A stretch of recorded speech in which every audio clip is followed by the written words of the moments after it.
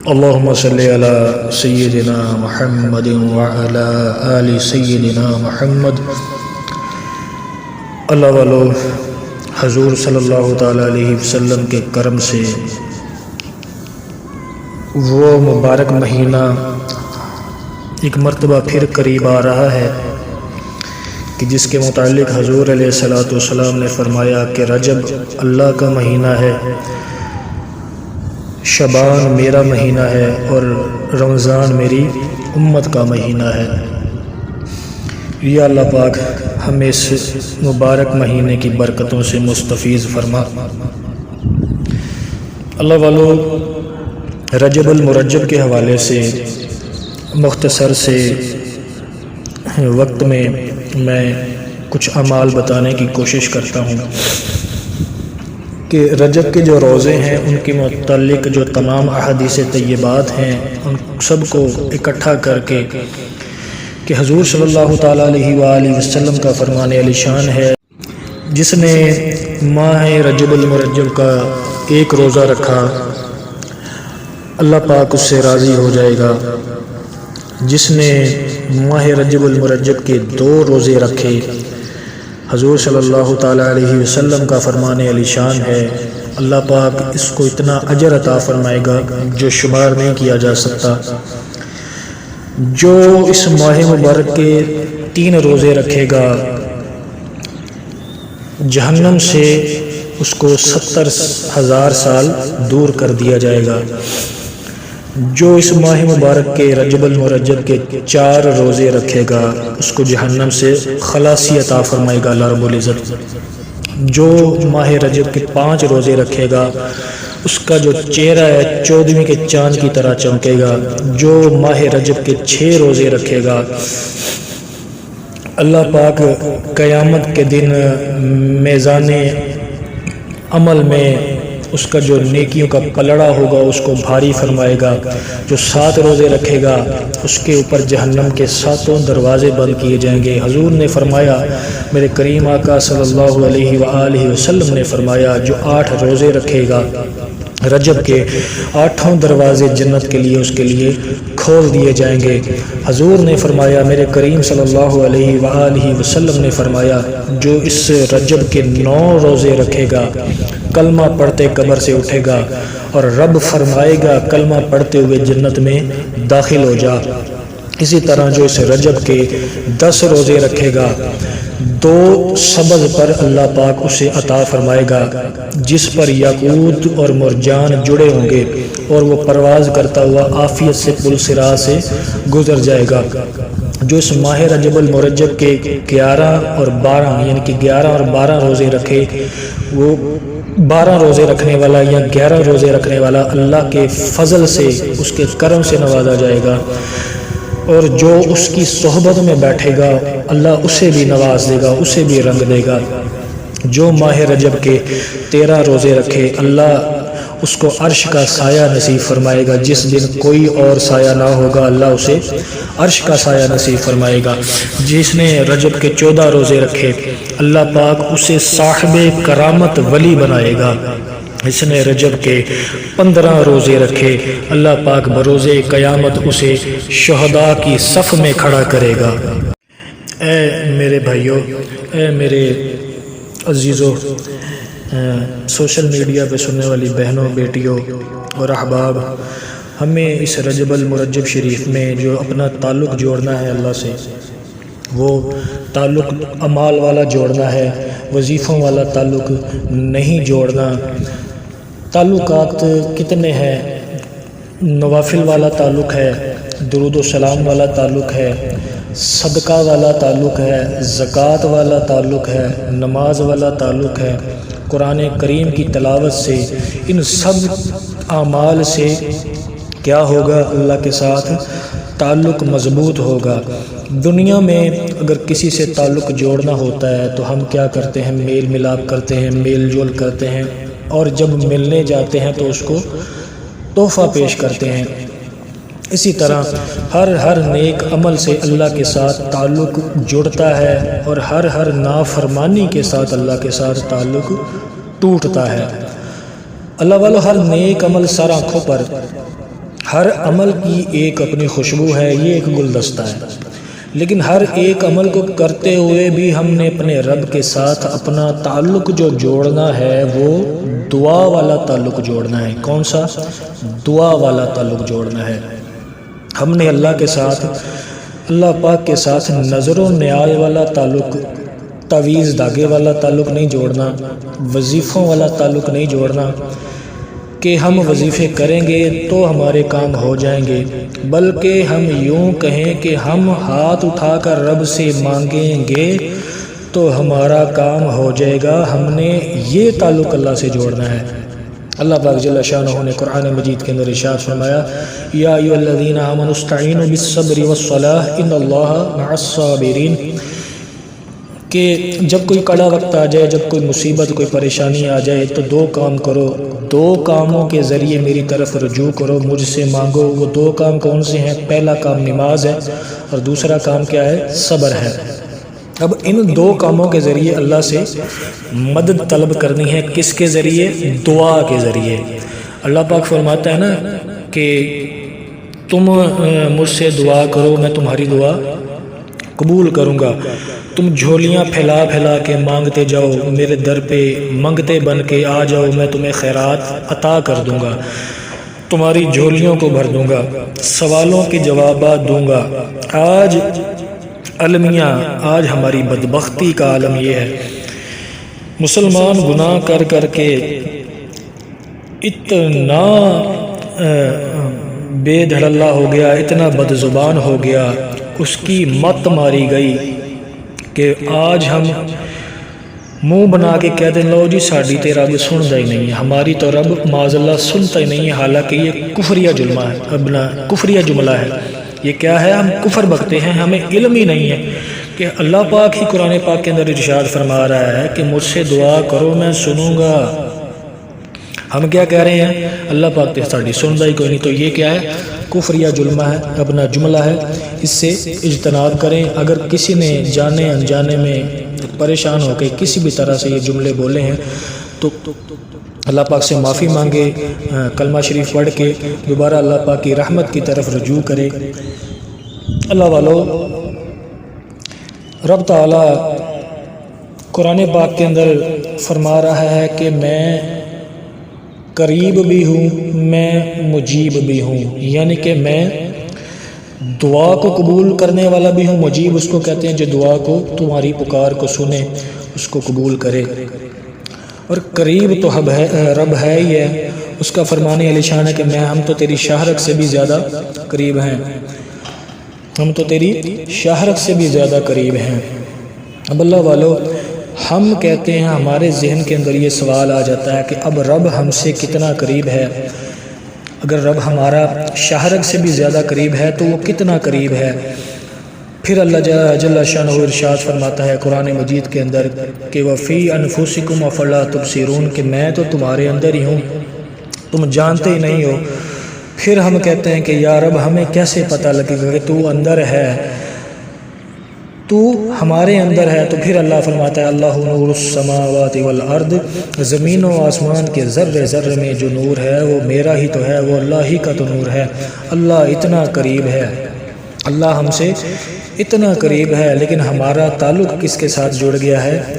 عملوں کے ساتھ، وظیفوں کے ساتھ، ڈبہ پیروں کے ساتھ، بھنگ سوٹے چرس پی کے علی علی کرنے والے ملنگوں کے ساتھ، مشرکانہ کام کرنے والے یہ دھمالیوں کے ساتھ، جو بھنگ پی کے دھمال ڈالتے ہیں اور اپنے آپ کو مولا علی کا ملنگ کہتے ہیں، ان جیسے بابوں کے ساتھ ہم نے تعلق جوڑ لیا۔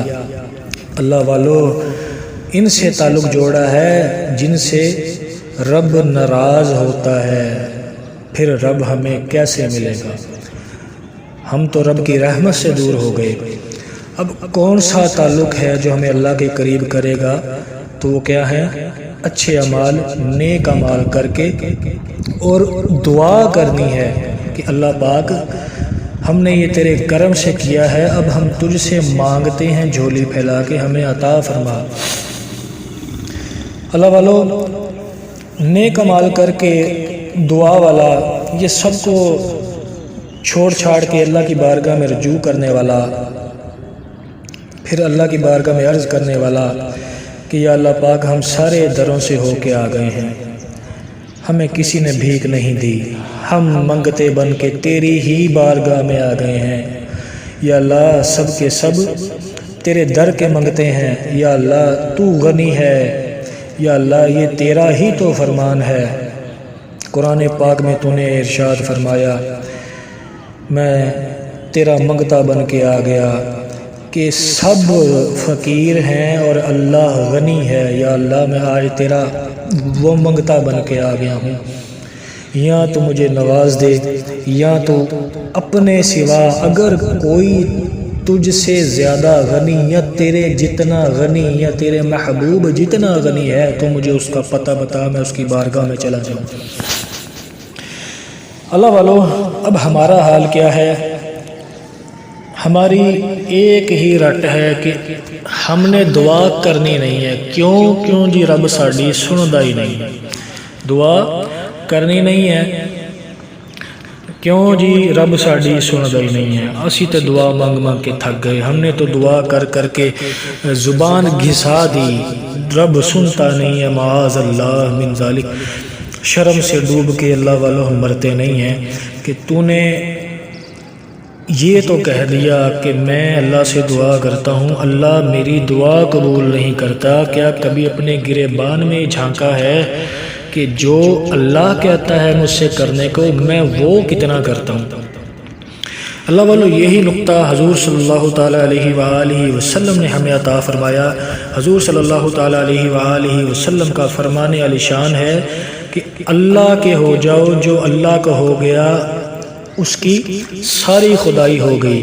تم اللہ کی مانو، رب تمہاری مانے گا۔ تو شکوہ کرتا ہے، اتنے عرصے سے دعا کرتے ہیں قبول ہی نہیں ہوتی، اب تو بندہ ہو کے شکوہ کرے۔ دیکھنا، تو شکوہ کرنے کا حق رکھتا ہے، وہ تو پھر تیرا خالق ہے، تیرا مالک ہے، رب العالمین ہے۔ تیری تو اوقات، تیری تو حیثیت ہی اس کے آگے کوئی نہیں ہے کہ تو شکوہ کرتا ہے مجھے رب نے نہیں دیا، میں نے تو رب سے اتنے سال دعا مانگی ہے مجھے رب نے نہیں دیا۔ تو کیا تو رب کی جو نہیں مانگتا تو اللہ بھی تجھ سے شکوہ نہ کرے؟ صبح سے لے کے شام تک اس کی نافرمانیاں کرتا ہے، لیکن وہ ستار ہے، کرم کرتا ہے، پردے ڈالتا رہتا ہے۔ ایک تو رب کی نافرمانی کرے اور اوپر سے شکایت کرے کہ رب سنتا نہیں ہے، یہ کون سا اصول ہے اللہ کے بندے؟ یہ تو اللہ پاک سے آڈا لگانے والا کام ہو گیا۔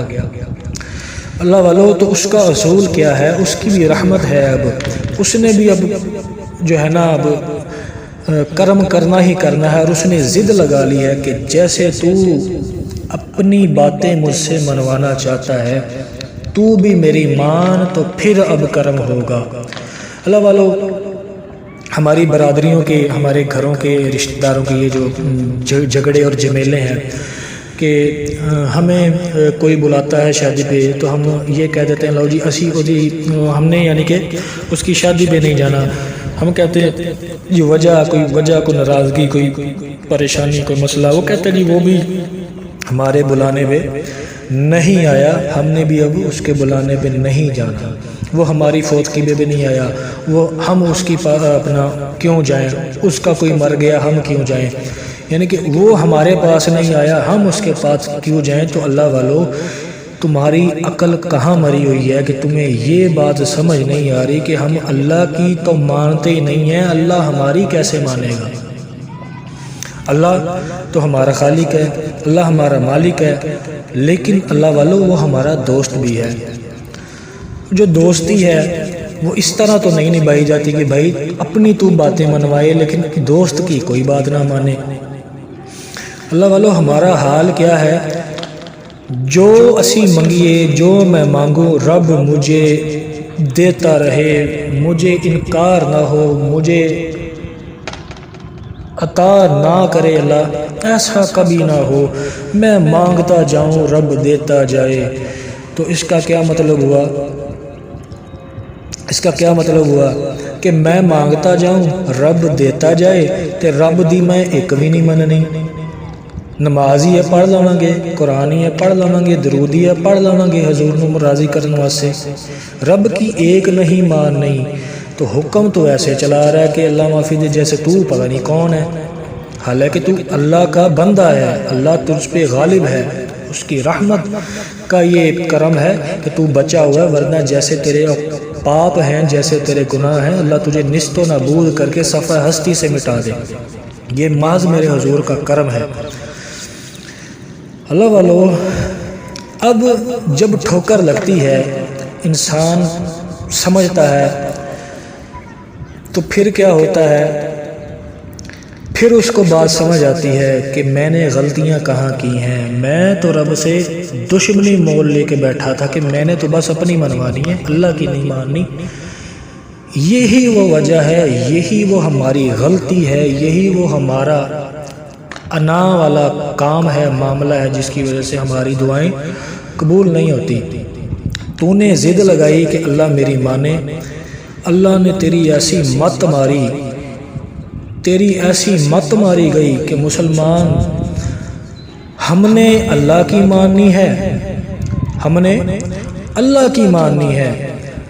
حالانکہ اللہ قرآن پاک میں فرما رہا ہے کہ میرے محبوب کی اطاعت در حقیقت میری اطاعت ہے، آتی اللہ و آتی رسول، کہ تو میری اطاعت کر، میرے حبیب علیہ السلام کی اطاعت کر، یعنی کہ ہم نے اللہ کی فرما برداری کرنی ہے، اس کے آگے سر جھکانا ہے، ہم نے منگتا بن کے جانا ہے اللہ والو۔ لیکن تو نے کیا ضد لگائی ہے کہ یا اللہ دیتا جا، میں مانگتا جاؤں پر تیری ایک نہیں مانوں گا، کرنی میں نے اپنی من مرضی ہے۔ کیا مطلب؟ تو نے اللہ کو اپنا کوئی کیا سمجھ لیا؟ تو نے رب کو، تو کون ہے؟ تیری حیثیت کیا ہے اس رب کے آگے؟ اب رب فرماتا ہے، دل کے کان کھول کے سنو اللہ والو، رب فرماتا ہے میں تجھے پالوں گا، میں تجھے پالوں گا۔ کیوں؟ کیونکہ میں تیرا خالق ہوں، میں نے تجھے پیدا کیا ہے، میں تجھے پالوں گا، تیرا جو رزق ہے وہ میرے ذمہ ہے، میں تجھے دوں گا، تجھے روٹی بھی دوں گا، تجھے اولاد کی نعمتیں بھی دوں گا، تجھے دنیا جہان کی نعمتیں بھی دوں گا، لیکن تجھے تیری رضا میں تھکا تھکا کے مار دوں گا، تجھے تیری رضا میں تھکا تھکا کے مار دوں گا۔ اللہ والو، حدیث قدسی میرے آقا صلی اللہ تعالیٰ علیہ وسلم نے فرمایا کہ اللہ پاک جل شانہ فرماتا ہے، اے بندے اپنی رضا کو اپنی رضا مندی کو میری رضا پہ قربان کر دے، پھر وہی ہوگا جو تیری رضا ہے۔ اگر تو اپنی رضا پہ ڈٹ گیا، اڑ گیا کہ میں نے تو یہی لینا ہے، میں نے تو منوا کے چھوڑنی ہے، تو پھر رب فرماتا ہے پھر میں تجھے تیری رضا میں ہی تھکا تھکا کے مار دوں گا، لیکن ہونا وہی ہے جو میری رضا ہے۔ اللہ والو، حضرت سیدنا زہد الانبیاء تاجدار چشت حضرت بابا فرید الدین مسعود گنج شکر رحمۃ اللہ تعالیٰ علیہ یہی نقطہ ہمیں سمجھا گئے کہ 40 سال فرید نے وہ کام کیا جو رب نے مجھ سے کہا، جو رب نے کہا اے فرید یہ کر، 40 سال فرید نے وہ کیا۔ اب 40 سال کے بعد جو فرید کہتا ہے رب کن فرما دیتا ہے، میرے اٹھائے ہاتھوں کی لاج رکھ لیتا ہے، میں جس کے لیے مانگتا ہوں یا اللہ اس پہ رحمت کر دے، اللہ اس پہ رحمت کرتا ہے، میں جس کے لیے مانگتا ہوں اللہ اس کو اپنا بنا لے، اس کو اپنا بنا لیتا ہے۔ کیا کہ میں نے 40 سال اس رب کی مانی ہے۔ جو فرید چاہتا ہے پھر تیری مرضی اللہ کی مرضی، پھر تیری رضا اللہ کی رضا بن جاتی ہے، لیکن ابھی ہمارا جو تعلق ہے وہ اللہ سے جڑا ہی نہیں ہے، اللہ سے تعلق ہی نہیں جوڑا۔ اگر تعلق جوڑا ہے تو کس سے جوڑا ہے؟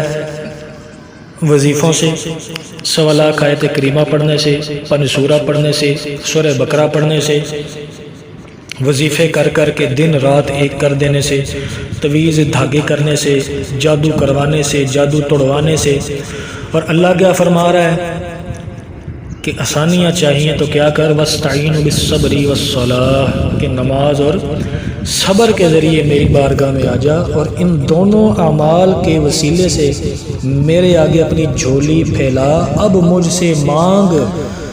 ہم کدھر جاتے ہیں؟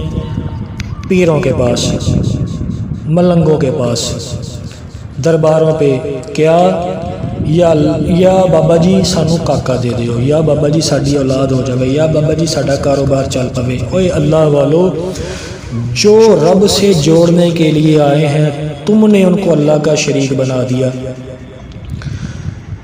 تم نے ان کو اللہ کا شریک بنا دیا۔ اللہ والوں کا کام اللہ سے جوڑنا ہے، دینا نہیں ہے، دینا اللہ کا کام ہے۔ ہمارا کام ہے ان اولیاء اللہ کا وسیلہ دے کے مانگنا رب سے۔ اللہ والو، ہمارا کیا کام ہے؟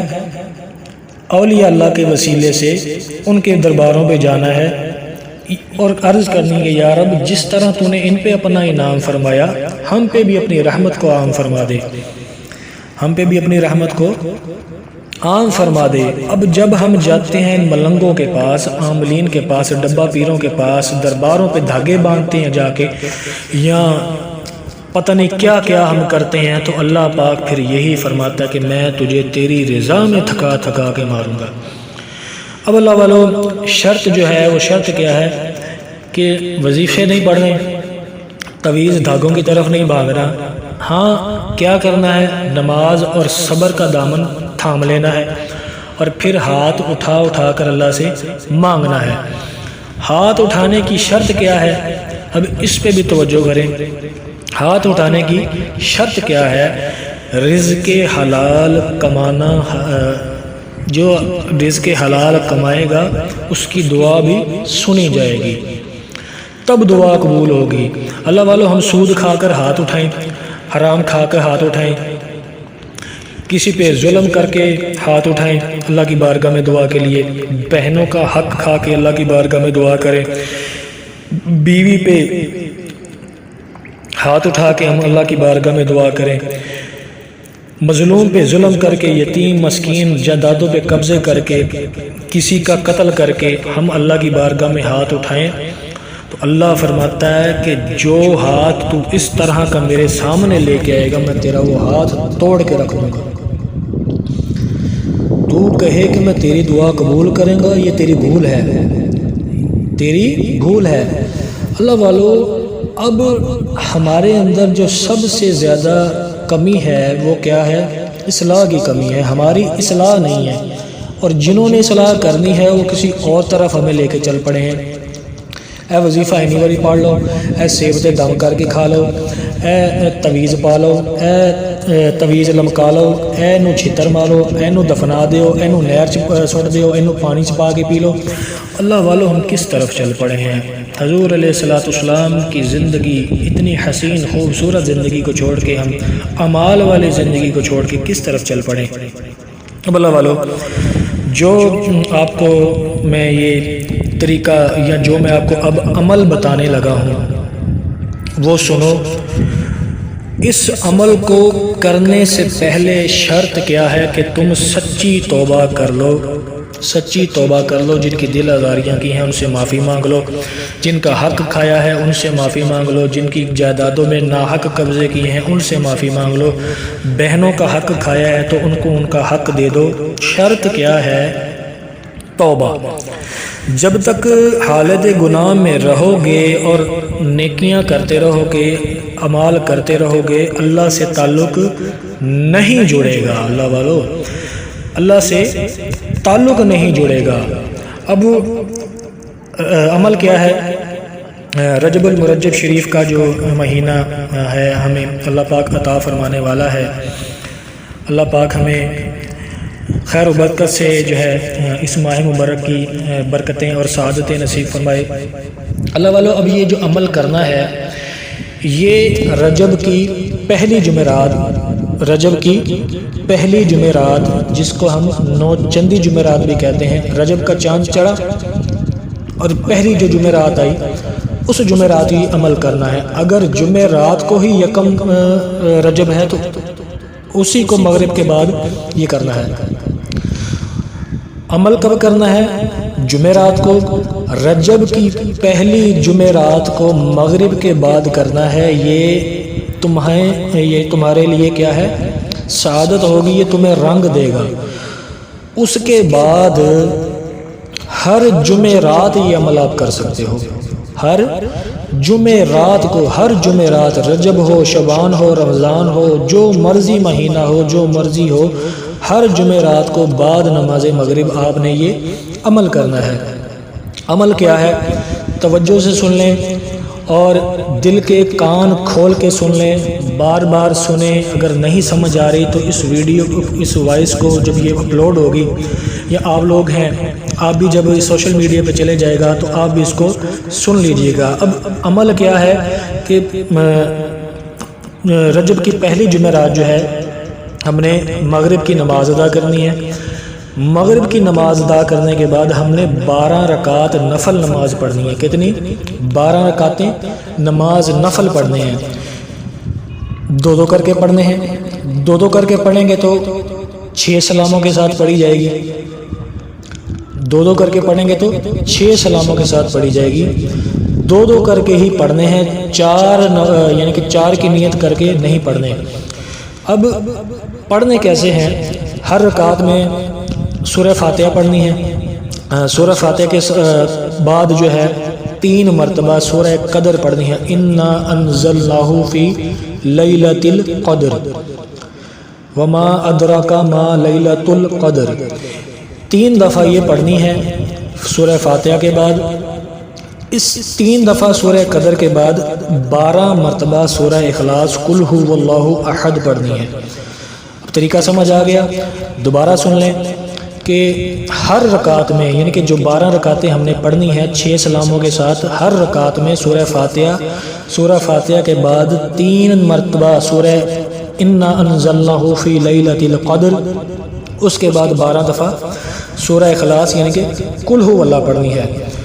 اب یہ 12 رکعت پڑھ لیے، 6 سلاموں کے ساتھ پڑھ لی، پھر 100 مرتبہ. کتنی دفعہ؟ 100 مرتبہ درود اہل بیت پڑھنا ہے. درود اہل بیت کیا ہے؟ اللہم صلی علی محمد وعلی آل محمد. اس میں ایک اور نقطہ یاد رکھیں، ہم نے جب درود شریف پڑھنا ہے تو اکثر ہم جلدی میں پڑھتے ہیں اللہم صلی علی محمد، اللہم صلی علی محمد، تو اس طرح نہیں پڑھنا. اللہ والو یہ بات ذہن میں رکھیں، ہم ہا اور ہا کو ایک ہی کر کے پڑھ رہے ہیں، ہم کوئی فرق ہی نہیں پڑھ رہے. یہ ہماری تجوید کی غلطی ہوتی ہے. اکثر ہم کہتے ہیں جی درود پڑھتے ہیں لیکن اثر نہیں ہے، تو ایک وجہ یہ بھی ہے کہ ہم اس طریقے سے پڑھتے نہیں ہیں جس طریقے سے ہم نے پڑھنا ہے. تو درود کیسے پڑھنا ہے؟ اللہم صلی علی محمد، ہا کو جو ہے حلق سے نکالنا ہے، حلق سے ہا ہا. اللہم صلی علی محمد 3 سے 4 دفعہ آپ اس طرح کرو گے، محمد محمد محمد، تو انشاءاللہ یہ امید ہے کہ آپ کی زبان جو ہے رواں ہو جائے گی. اس طریقے سے آپ صحیح طریقے سے تلفظ جو ہے سیدنا محمد صلی اللہ علیہ وآلہ وسلم کا ادا کر سکیں گے. تو 100 دفعہ کیا پڑھنا ہے؟ درود اہل بیت، اللہم صلی علی محمد وعلی آل محمد. اس طریقے سے پرسکون انداز میں پڑھنا ہے. اللہ والو ایک اور راز یاد رکھو کہ حضور صلی اللہ تعالیٰ علیہ وسلم کا جو اسم مبارک ہے سیدنا محمد، اس میں میم اور ہا کے اندر جو راز ہے یہ بیان سے باہر ہے. اس لیے جب آپ درود پاک پڑھیں اور اس میں سیدنا محمد آئے تو ہا کو ذرا خوش الحان ہو کے پڑھیں، ہا کو ذرا ادب سے پڑھیں، محمد اس طرح پڑھیں تاکہ لطف آئے آپ کو، آپ کی تار حضور علیہ السلام سے جڑ جائے. اب کیا کرنا ہے؟ 100 دفعہ درود اہل بیت ہو گیا، نوافل کے بعد 100 دفعہ درود اہل بیت بھی پڑھ لیا. اب اس کے بعد اللہ والو ہم نے ایک سجدہ کرنا ہے. کیا کرنا ہے؟ ایک سجدہ کرنا ہے.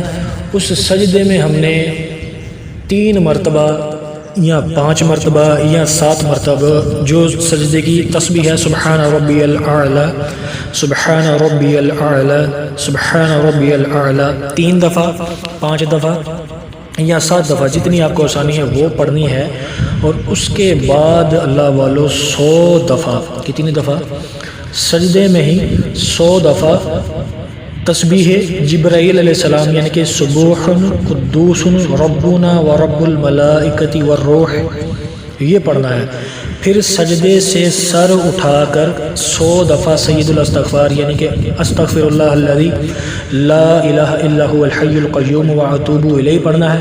پھر اس کے بعد کیا کرنا ہے؟ آپ نے اللہ سے دعا مانگنی ہے، اللہ سے دعا مانگنی ہے، یا اللہ ہم نے یہ عمل کیا، یہ عمل کس کا ہے؟ حضور علیہ الصلوۃ والسلام کا بتایا ہوا یہ عمل ہے۔ حضور علیہ الصلوۃ والسلام نے یہ عمل سیدنا جبرائیل علیہ السلام کے اللہ کی عطا سے سنا، امت تک پہنچایا، یہ میرے شیخ کامل تک پہنچا، میرے شیخ کامل سے مجھ تک پہنچا، اور میں نے اپنی ڈیوٹی کرتے ہوئے آپ سب تک یہ عمل پہنچا دیا ہے۔ ڈیوٹی ہم نے کر دی ہے، توفیق مانگنا آپ کا کام ہے، توفیق دینا اللہ کا کام ہے۔ آپ کی تڑپ ہی نہیں ہے، طلب ہی نہیں ہے، تو اللہ پاک اذن کیا دے گا، توفیق کیا دے گا؟ اب عمل بتا دیا، عمل کی توفیق اللہ نے دینی ہے، اللہ سے توفیق مانگو، اللہ سے دعا مانگو، تو جانے تو تیرا رب جانے۔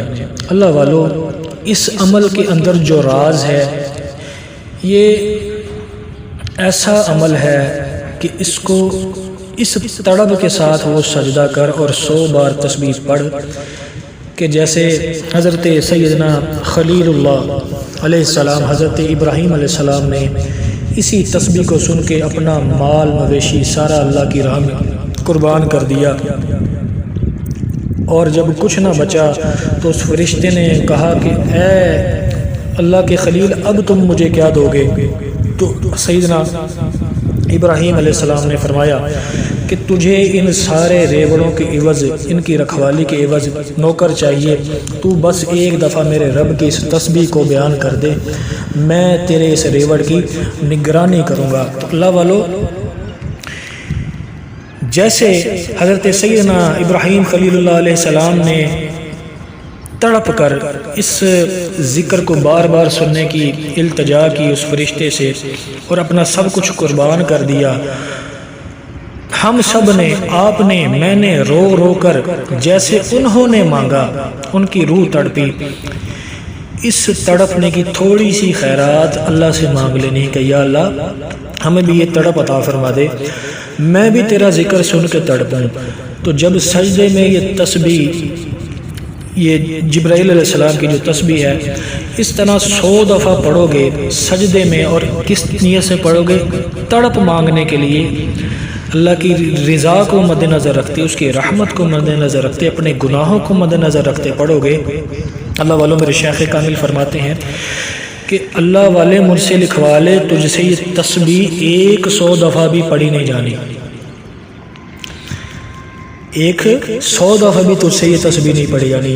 ہاں اگر تو پتھر دل ہے، اگر تو پتھر دل ہے، تیرا دل مر گیا ہے، یا تیرا جو ضمیر ہے وہ مردہ ہے، پھر میرے شیخ کامل فرماتے ہیں کہ تو 1000 دفعہ بھی پڑھ لے تو تجھ پہ کوئی اثر نہیں ہونا۔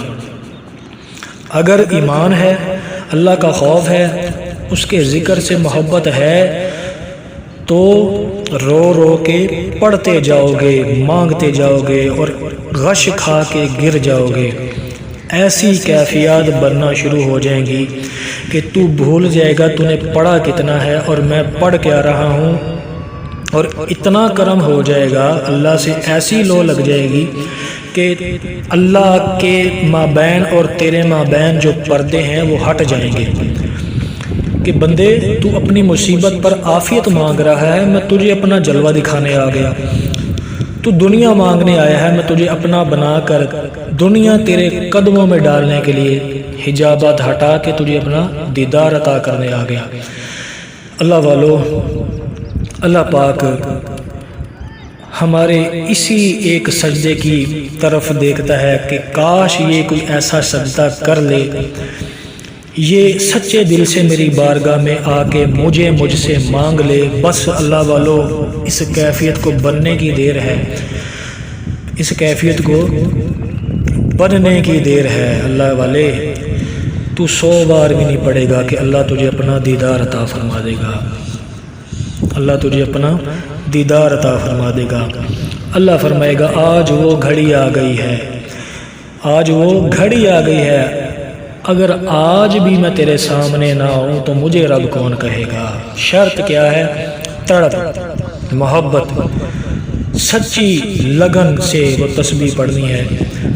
پھر کیا ہوگا؟ 100 بار نہیں پڑھی جانی۔ میرے شاہ کامل فرماتے ہیں یہ عمل، یہ نوافل، یہ وہ نوافل ہیں، یہ وہ عمل ہے جو اللہ کے عرش کو ہلا دینے والا عمل ہے، کائنات کے اندر لرزہ طاری کر دینے والا عمل ہے، مقدروں کو بدل دینے والا عمل ہے، بدبختوں کی بدبختیاں دور کر دینے والا عمل ہے، تقدیروں کے لکھے ہوئے غموں کو مٹا دینے والا عمل ہے۔ یہ اللہ کی رحمت اور اللہ کے کرم کا عمل ہے، اس کے آگے پھر کچھ نہیں ہے، کیونکہ جب اللہ مل گیا، اللہ ہی سامنے آ گیا، تو اس سے آگے کیا ہوگا؟ تو نے نماز پڑھی بیٹی کے رشتے کے لیے، تو نے نماز پڑھی نوکری کے لیے، تو نے نماز پڑھی اپنی دنیا کی مصیبت کے لیے، لیکن رب کیا فرما رہا ہے کہ آج تو منگتا بن کر آ گیا ہے، سب سے کٹ کر میرے پاس آ گیا ہے، تو نے 12 رکعتیں پڑھی، میری رحمت تیری منتظر کھڑی رہی ان 12 رکعتوں میں کہ تو ایسا سجدہ کر جس میں تو ہو اور میں ہوں اور تیرے اور میرے مابین کوئی تیسرا نہ ہو۔ اب جب تو نے الگ سے سجدہ کیا اور وہ تسبیح کی، میری حمد کی جو میں نے اپنے مقرب فرشتے جبرائیل کو دی، میری رحمت کا سمندر ٹھاٹھے مارنے لگ گیا ہے، میری رحمت کا سمندر جوش میں آ گیا کہ تو نے اتنا عاجز ہو کے مجھے پکارا، تو میں قادر ہو کے تجھے کیوں تیری پکار کا جواب نہ دیتا، تجھے کیوں اپنا جلوہ نہ دکھاتا۔ اگر میں قادر ہو کے بھی تیری پکار کا جواب نہ دوں تو مجھے رب کون کہے گا؟ بندے، تو نے دنیا مانگی ہے، میں حاضر ہوں تیرے لیے، تو اب بول کیا چاہتا ہے؟ خود ہی کو کر بلند اتنا کہ ہر تقدیر سے پہلے خدا بندے سے خود پوچھے بتا تیری رضا کیا ہے۔ یہ وہی عمل ہے، یہ وہی مرحلہ ہے۔ میرے شیخ کامل حضرت ابو عبداللہ قبلہ پیر طریقت رہبر شریعت حامد شافعی قادری دامت برکاتہم علی فرماتے ہیں کہ جب یہ مرحلہ آ جائے، جب بات یہاں تک پہنچ جائے تو پھر اللہ سے اللہ کو مانگنا ہے، پھر اللہ سے اس کے پیارے حبیب کو مانگنا ہے، پھر بیٹیوں کے رشتے، کاروبار، بیماریاں سب چھوڑ دینا، پھر ایک ہی ورد کرنا، اللہم انی اسألوک منک، اے میرے رب میں تجھ سے تجھ کو مانگتا ہوں، اے میرے رب میں تجھ کو مانگتا ہوں، میں تیری ذات کا سوال کرتا ہوں، تیری دوستی کا سوال کرتا ہوں، تیری رحمت کا سوال کرتا ہوں۔ اللہ والو، جس کو اللہ مل گیا، بات وہیں آ گئی کہ حضور علیہ السلام نے فرمایا کہ جس کا اللہ ہو جاتا ہے اس کی ساری خدائی ہو جاتی ہے۔ تو جس کا اللہ ہو گیا، کیا اس کی نوکری نہیں لگے گی؟ کیا اس کی بیٹیوں کے جو رشتوں میں رکاوٹ ہے، بندش ہے، وہ نہیں ختم ہوگی؟ کیا اس کے جادو نہیں ٹوٹے گا؟ کیا اس کو حاسدین سے پناہ نہیں ملے گی؟ رشتے کا مسئلہ رہ گیا، کیا اب جادو کا کوئی مسئلہ رہ گیا؟ اللہ والو، جس کا اللہ کی سوا رہ ہی کوئی نہیں گیا تو وہ اور کس کے در پہ جا کے اپنی حاجتیں مانگے گا؟ جب تار جڑ جائے، یہ ایمان بن جائے، یہ کیفیت آ جائے، رونا آ جائے، سسکیاں، بے خودی کی کیفیت ہو جائے، تو بار بار میرے شیخ کامل نے بار بار فرمایا، اے میرے بندے، اے میرے بچے، اے میرے بچے، اے لوگو، پھر اللہ سے دنیا نہیں مانگنی، پھر رب سے رب کو مانگ لینا ہے۔ پھر رب سے رب کو مانگ لینا ہے، کیونکہ آج تیری تار جڑ گئی ہے، تو جو مانگے گا اللہ نوازتا جائے گا۔ پھر رب سے رب کو مانگ لے اور روز روز کا رونا دھونا ہی ختم کر لے، روز روز کا رونا دھونا ہی ختم ہو جائے گا۔ جو تجھے دیکھے وہ رب کو دیکھے۔ میرے آقا صلی اللہ تعالیٰ علیہ وآلہ وسلم کا فرمان علی شان ہے کہ اللہ کے ولی کی پہچان، اللہ کے ولی کی جو نشانی ہے وہ یہ بھی ہے، یہ اللہ والا وہ ہے جس کے چہرے کو دیکھو تو رب یاد آ جائے۔ ایسا وہ ایک سجدہ کرنا ہے جس میں 100 بار تسبیح جبریل پڑھنی ہے کہ اللہ جب سجدے سے سر اٹھاؤ تو ایسا پر رونق چہرہ اور ایسا منور چہرہ تیرا ہو جائے کہ لوگوں کو دیکھ کے اللہ یاد آ جائے، پھر تم اللہ والے بن جاؤ گے۔ اللہ والوں، میرے شاہ کامل فرماتے ہیں کہ تو لینے تو اللہ سے دنیا گیا تھا، تو لینے تو اللہ سے اپنی بیٹی کے رشتے کے معاملات کو حل کروانے گیا تھا، تو نوکری کے معاملے حل کروانے گیا تھا، تو جادو کے معاملے حل کروانے گیا تھا، لیکن میرے اللہ نے تجھ پہ اتنی خاص رحمت کر دی کہ تجھے اپنا جلوہ بھی دکھا دیا، تجھے یہ بھی فرما دیا کہ تو مانگتا جا میں دیتا جاؤں گا۔ اللہ نے تجھے اپنا دوست بنا لیا ہے۔ اللہ والو، اللہ پاک سے دعا ہے کہ اللہ پاک ہمیں ایسا سجدہ کرنے والا بنائے، اس طرح کا عمل کرنے والا بنائے، اس تڑپ سے، اس جذبے سے، اس لگن سے دعا مانگنے والا بنائے، درود پڑھنے والا بنائے کہ ہماری تار مدینے والے سے جڑ جائے، ہماری تار مدینے کے تاجدار سے جڑ جائے، ہماری تار حضور علیہ السلام کی روح اقدس سے ہماری روح کو فیضان نصیب ہو، اللہ سے ہماری تار جڑ جائے۔ پھر کیا ہوگا؟ میرے اللہ نے فرمایا ہے کہ تو مانگتا جانا میں دیتا جاؤں گا۔ اللہ پاک سے دعا ہے جس جس کے جو مسائل ہیں، جس کی جو پریشانیاں ہیں، اللہ پاک اپنی رحمت سے دور فرمائے۔ جو پریشان حال ہیں، جو آئے بیٹھے ہیں، ان کی ہر طرح کی پریشانیوں کو دور فرمائے۔ اللہ پاک تا دم مرگ حضور علیہ السلام کی سچی غلامی میں رہتے ہوئے اس دنیا سے لے جائے۔ اللہ پاک ہمیں حضور کی ذات پر، حضور علیہ السلام کی رضا کے لیے، ان کی محبت کو پانے کے لیے، اللہ کو پانے کے لیے درود پاک پڑھنے والا بنائے۔ آمین ثم آمین۔ اللہم صلی علی سیدنا محمد وعلی آل سیدنا محمد۔ سبحان ربک رب العزت عما یصفون وسلام علی المرسلین والحمد للہ رب العالمین۔